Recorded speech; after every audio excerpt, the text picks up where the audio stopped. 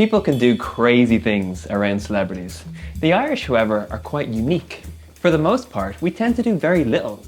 I remember when I was out to dinner with a friend and his favourite celebrity walked in. And despite all of my encouragement, he wouldn't even go over to the guy. He didn't want to bother him.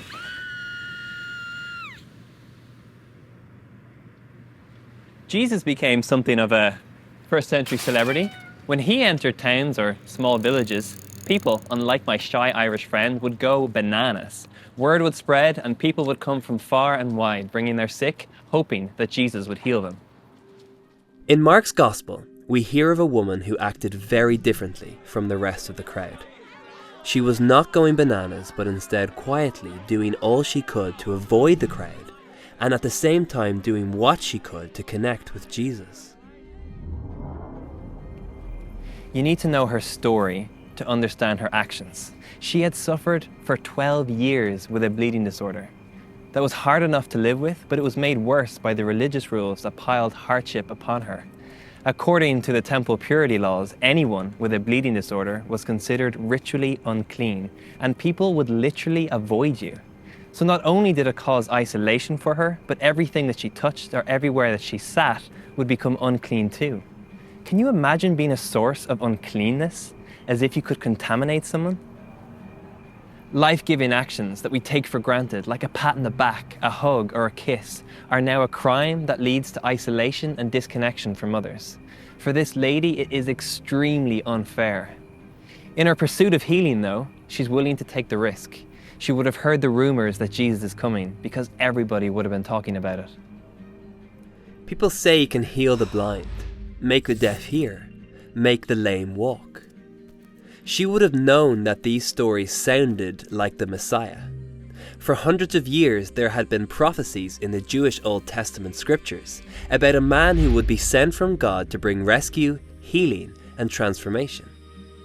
So as everyone else is trying to get his attention, no one notices her as she sneaks closer and closer until she can reach out and grab the corner of his clothing.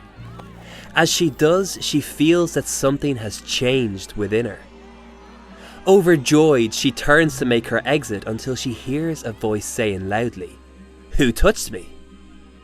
The crowd are confused because they're all touching him, something that the disciples are quick to point out. "Everyone is touching you, Jesus. That's what happens in crowds." "No," he replies. "Someone touched me. I felt power go out from me." Jesus sensed her desperation in a way that the disciples never could. As the Gospel writer Mark puts it, seeing that she could not go unnoticed, she fell before his feet and told him the whole truth. I can just imagine how long it would have been since she was noticed, since she was truly seen by those around her. Her condition didn't just mean that she was viewed as dirty, it meant that she was ignored. This is the beauty of Jesus. It's not enough that her bleeding disorder is healed. He wants her to be known again. He's not made unclean by her touch, nor is he offended by her approach. He says, "Who touched me?" because he wants her to be free from the stigma of her illness. And he invites her to tell her story in front of the watching crowd, because right there and then her reintegration into the community is happening. He didn't just stop the bleeding, he stopped the isolation and he stopped the exclusion.